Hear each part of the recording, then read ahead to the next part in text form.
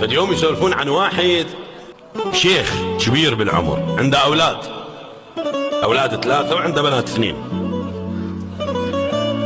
هذول قاعدين بالبادية عندهم شويهات وعندهم أغنام أجلكم الله، عندهم فضيعة يزرعوها ويأكلون منها.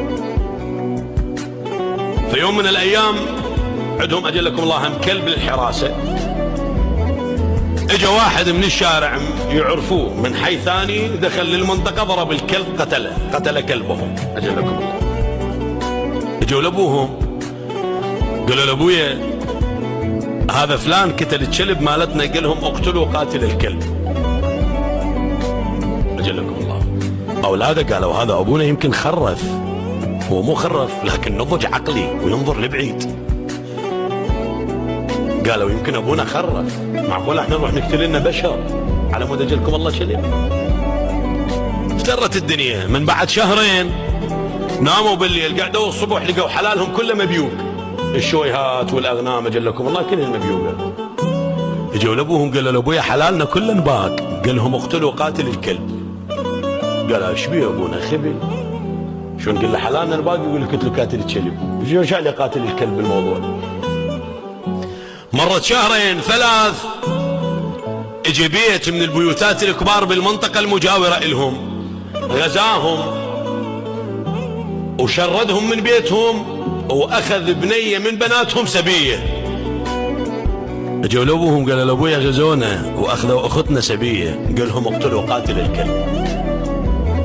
هذول قعدوا بيناتهم قالوا شو باقت الاغنام؟ نقول اقتلوا قاتل الكلب اجلكم الله. سووا كذا اقتلوا قاتل الكلب. شنو اقتلوا قاتل الكلب؟ شنو راح يسوي؟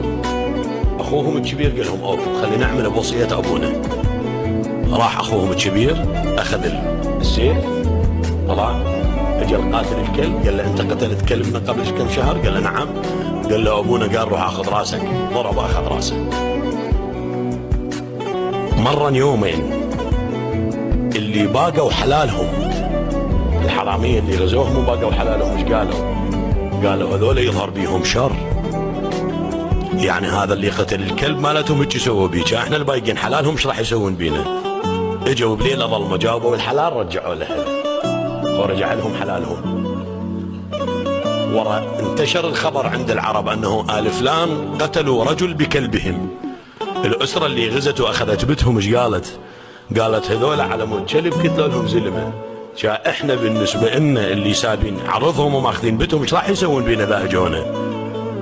جابوا البنيه كرموها وعززوها ورجعوها لاهلها. ثاني يوم جابوا اميرهم خطبها وتزوجها لان كانت سبيه عندهم. عرفوا الحكمه من اقتلوا قاتل الكلب. شنو يعني؟ يعني من امن العقاب سائل ادب. سووا مزايدات الحراميه وسكتنا لهم، سووا مناقصات وسكتنا لهم، جابوا مقاولين حراميه لعبوا بمقصر واهل مقصر سكتوا، الحدود مال مقصر باي باي راحت واهل مقصر سكتوا. احنا لو من الاول قاتلين قاتل الكلب فما صار حل.